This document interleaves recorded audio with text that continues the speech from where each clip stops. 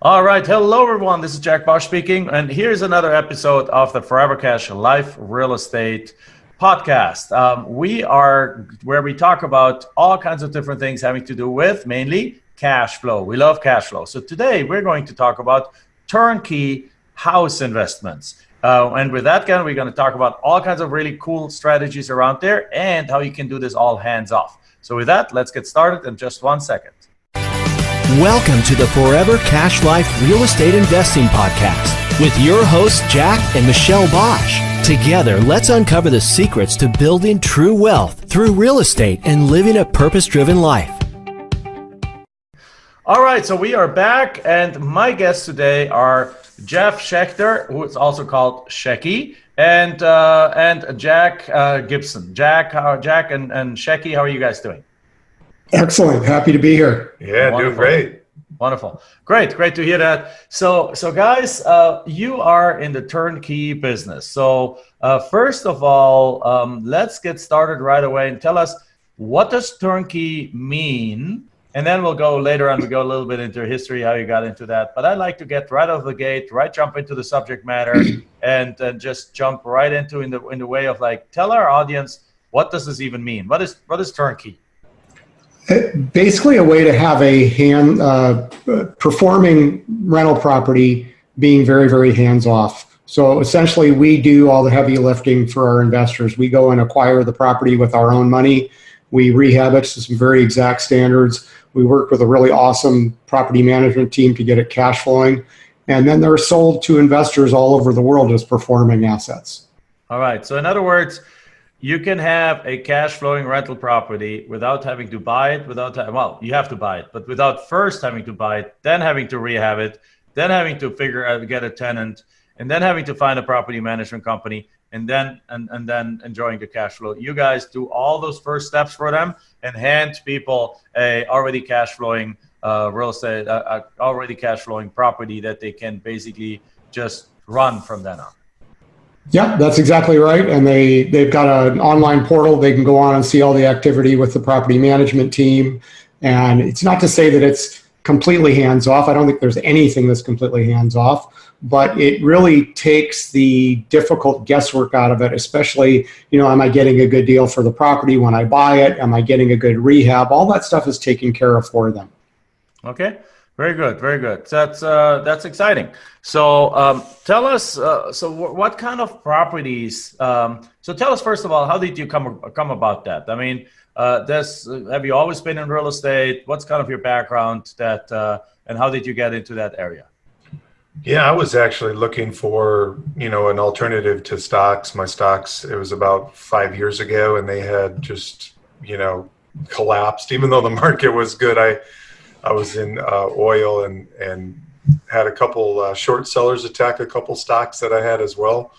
So it's just a sign to me that I need to start looking at alternatives to this. I don't want to kind of go through this roller coaster of a ride the rest of my life.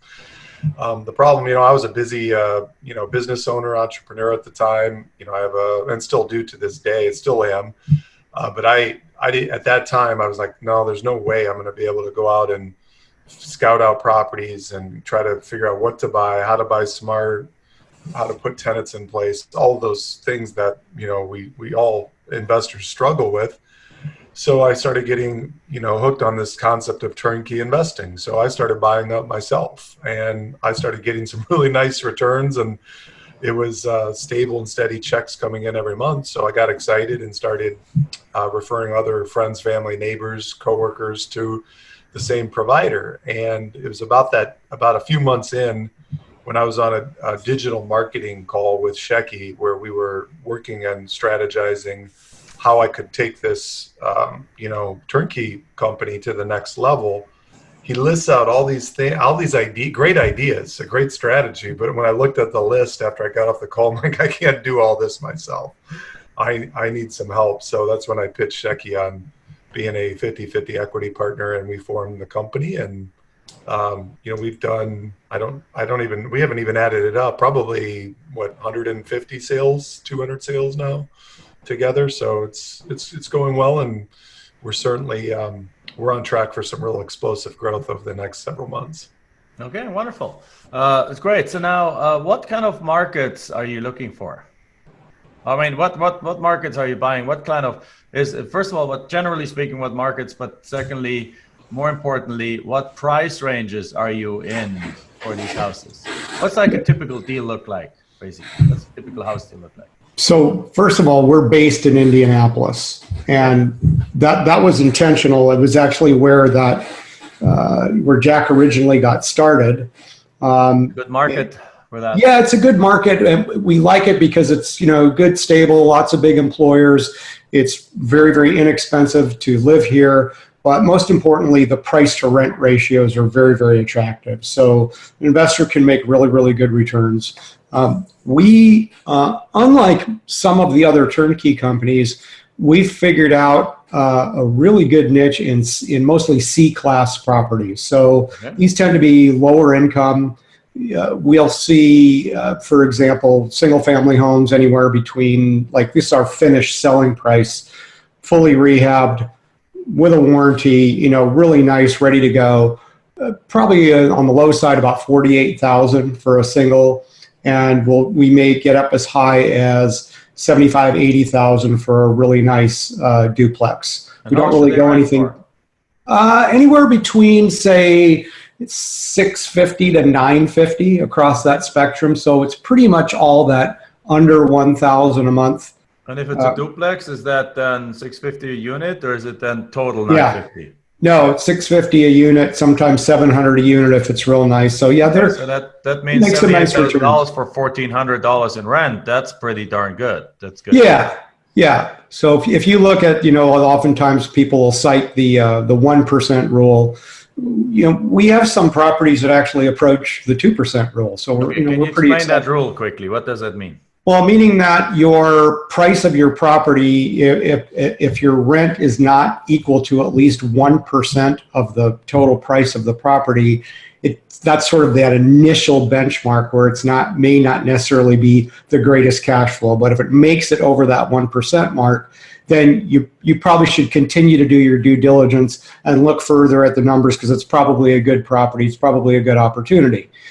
We obviously do, in many cases, much greater than that. So, we have some really, really nice cash flow to our properties. So in other words, if you buy a $60,000 property, rents should be at least $600.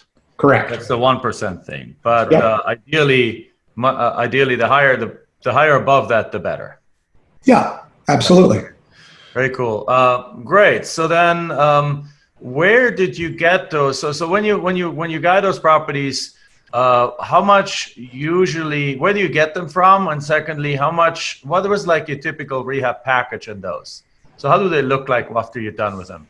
So we have a lot of connections at this point, being in the indie market for almost 4 years now.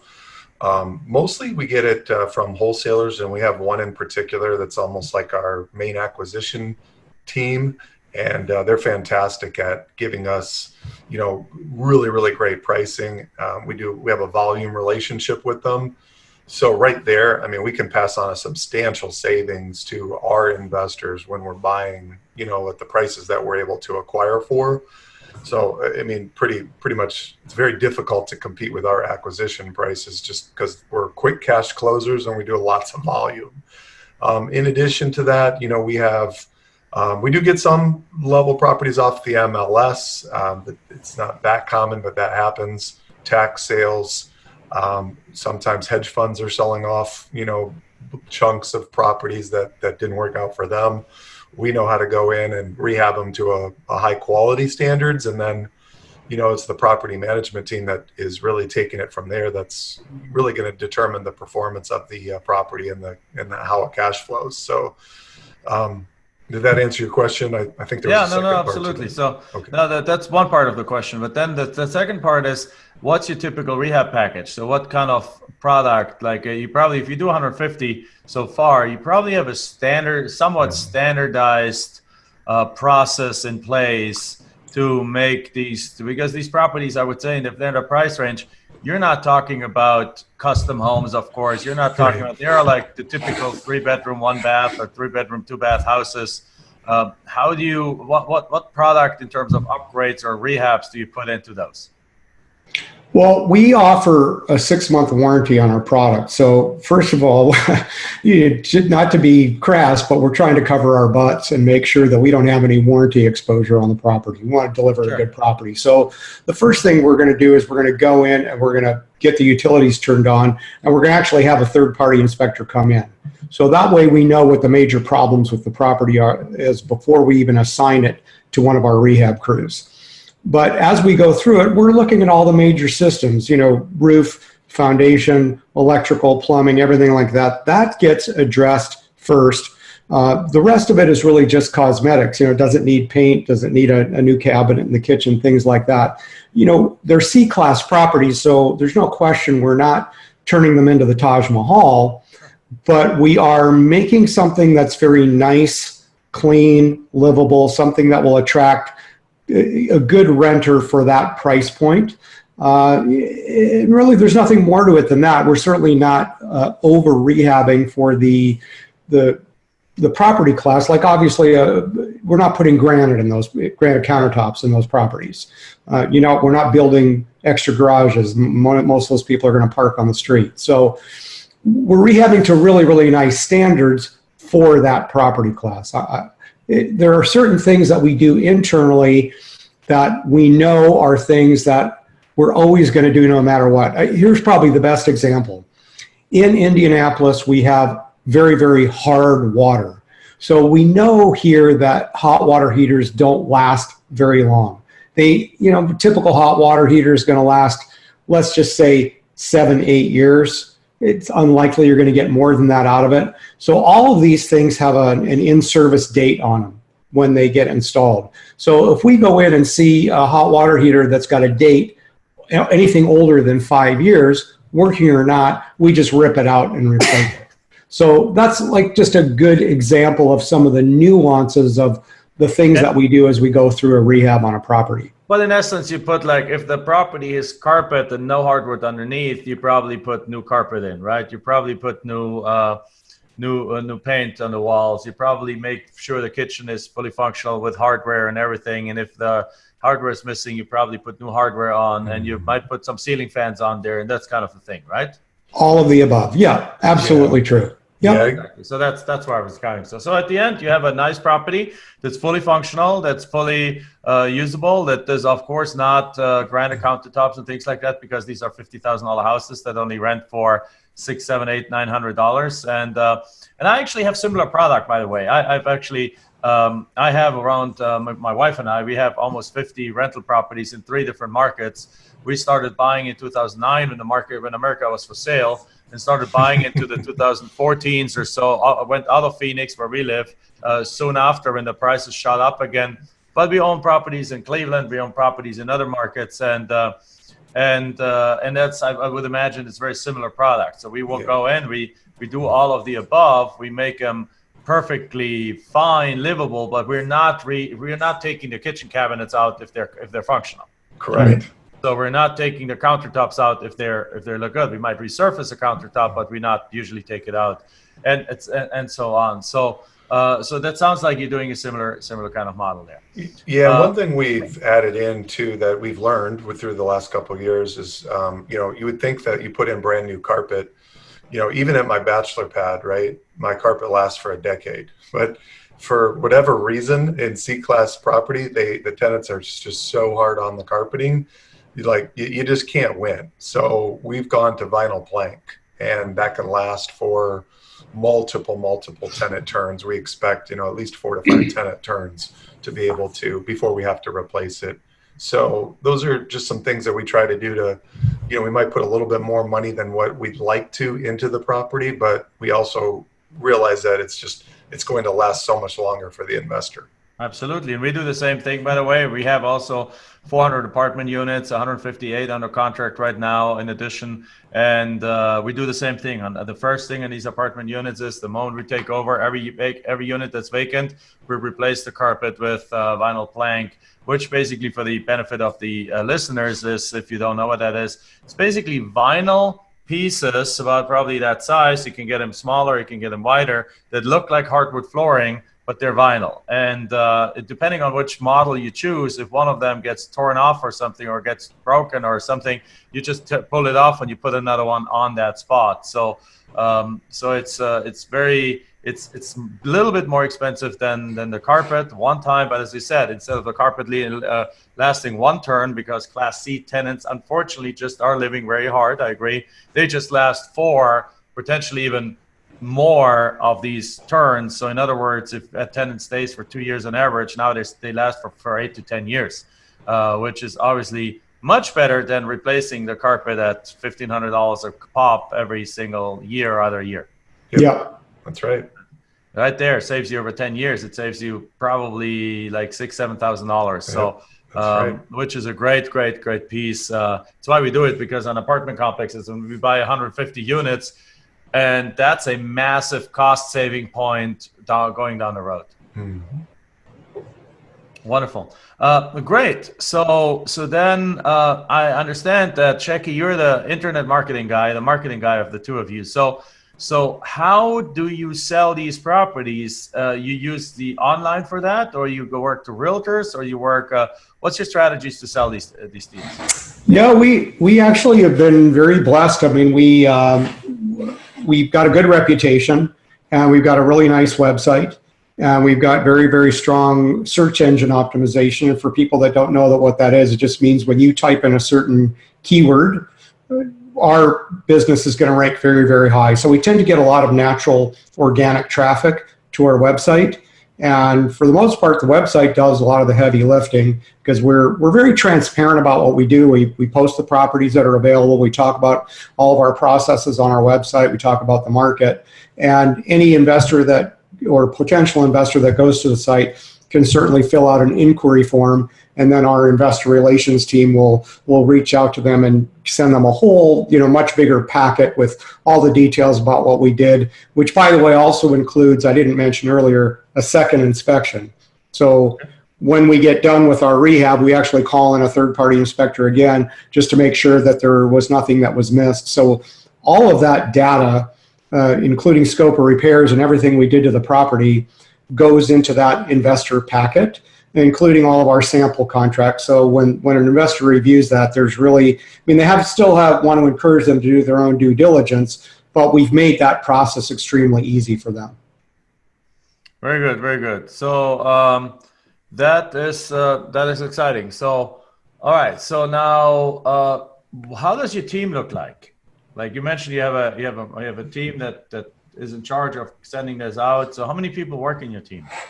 Well, there's 4 core members, myself and Jack, and then I've got a tech guy that's here, that's my right-hand guy, and then Nicole, who runs our investor relations. But we also work with a lot of other outsourced teams, and obviously we're very much kind of joined at the hip with our property management team, and we have a lot of data that passes back and forth and oversight into each other's operations. We have an SEO team in Miami. They're fantastic. We have people sometimes that help us with other paid advertising on the rare times that we feel that we have to do that. We do referrals with some of our existing client base. And as I mentioned to you earlier, before we hit the record button, we also are fulfillment for a couple of other companies that sell to other investor networks. So because we've developed such a good reputation for the way that we do our acquisitions and the way that we do our rehabs, and we're putting out a very, very nice, almost templated product, there's a high demand for that stuff. So we roll through that inventory pretty quickly. Okay, very cool. Good. So you're buying these properties at whatever price you're putting in. What's the average amount that you kind of put into these properties? We typically see anywhere from 10 to 20,000. I mean, we can get lucky and get something pretty light for 5, but generally speaking, those aren't the ones that are going to be sold at the kind of acquisition price that we really need them to be to make the numbers work. Sure. Those really, the ones that are in really good shape, they're typically going to list those on the MLS and sell those to a finance type buyer. So we need the ones, that need a cash buyer to come in and really do a cash rehab infusion into the property to be able to get the discounts that we need to make the model work. So Absolutely, yeah. yeah, that's where we're at. You know, and just in another note in terms of the team concept, you know, this was definitely the biggest struggle, and probably for any business, right, is, you know, putting together all the different pieces of the right teams or the right people in the right seat, right? So, you know, when we first got started, you know, we put contractors and project managers, wrong people in the right seat, right? So the wrong people, they did, you know, really shoddy work. And then we had to end up paying double for a lot of that work, which really makes it hard to be profitable, you know, in a very competitive and tough business as it is. So, you know, we just cycle through as if people don't do good work, they don't treat us with respect, right? Then they're losing out long-term on huge amounts of, you know, revenue and an awesome partnership. And so it's like the short-sighted people that are just after a quick buck but don't want to do the quality of work to back that up.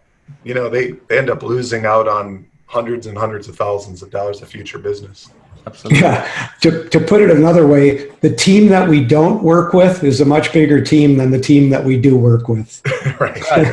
That's the same over here. So we're very clear. We're core values focused, core values driven company. Right. And if people like, one thing is quality of work, of course, but quality of work is often also related to core values. So if their core values are the wrong ones right from the beginning, they don't even get to work with us, because we just don't operate with anyone that is just outside of those core values. Yeah. And, so yeah, makes perfect, makes life much easier. You don't have to actually think about it a whole bunch, because it's either a heck yes or it's a no. Right? Yeah. So makes perfect sense. And that point right there of core values is why our partnership has lasted as long as it has, and we're best friends, brothers.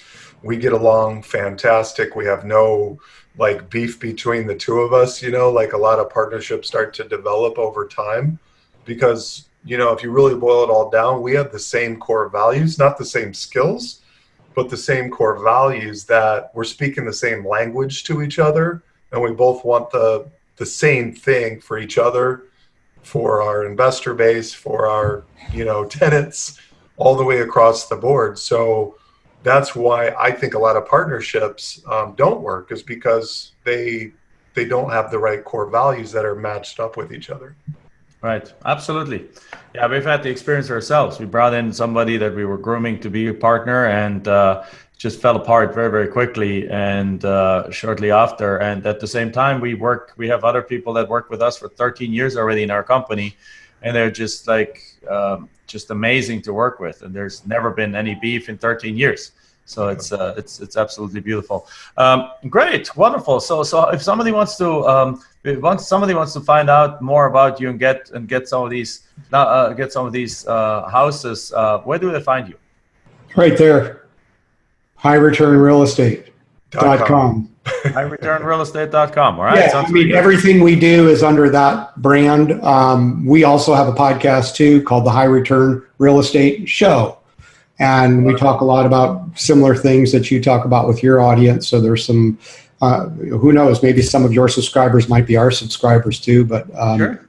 It and is. If there haven't been, then there will be probably now, because they're going to go check it out. I think it's great, and I love what you're up to too with the land stuff. I think there's some real merit to that too for a similar audience. So I typically talk about a concept that basically the land is our cash machine, but then as we are doing this for longer and longer, we have more and more cash on the sidelines, and that cash needs to be put somewhere. Sure. So even though I'm personally not the biggest fan of houses because of the hassles that come with it, Right. I still own houses because I prefer houses and apartment complexes a million times over the stock market, for example.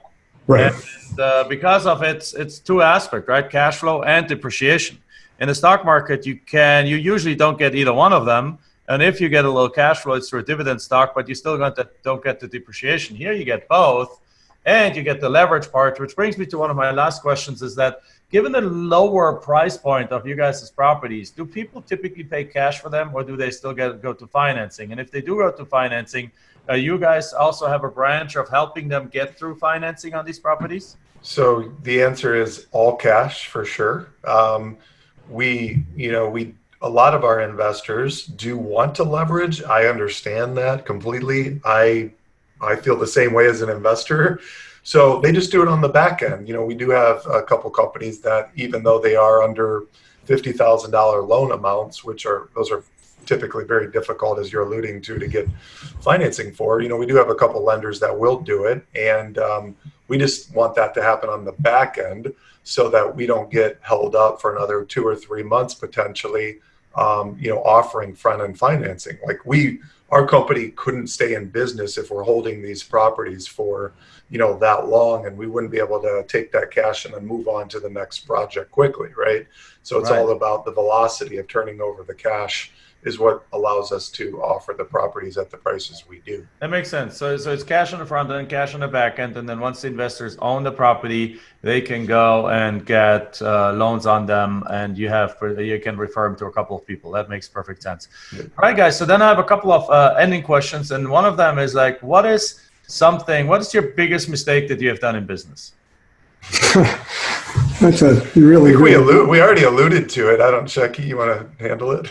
Well, I'm going to just speak personally because Jack, I appreciated what you said about our partnership. But when I really look back at my entire entrepreneurial career, and I've been involved in a number of other businesses, probably my biggest mistake was selection of partners. Mm-hmm.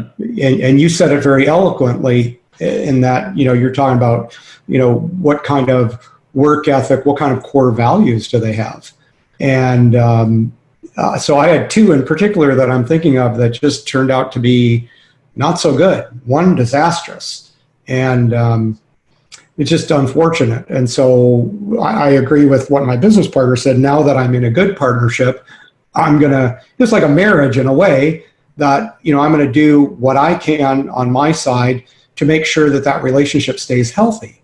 And that the lines of communication remain open, and that there is a check-in from time to time. Normally, there are situations that come up where there's an automatic check-in, like, "Hey, do we still have the same core values?" Yeah, I see this situation the same thing you do. So that's going to constantly be tested, especially in a somewhat volatile business like what we're in. It's markets change, and there's good and bad contractors, and everybody's got different ideas about how the way things should work out. But those things get tested all the time, and so I think that's been my biggest mistake. All right.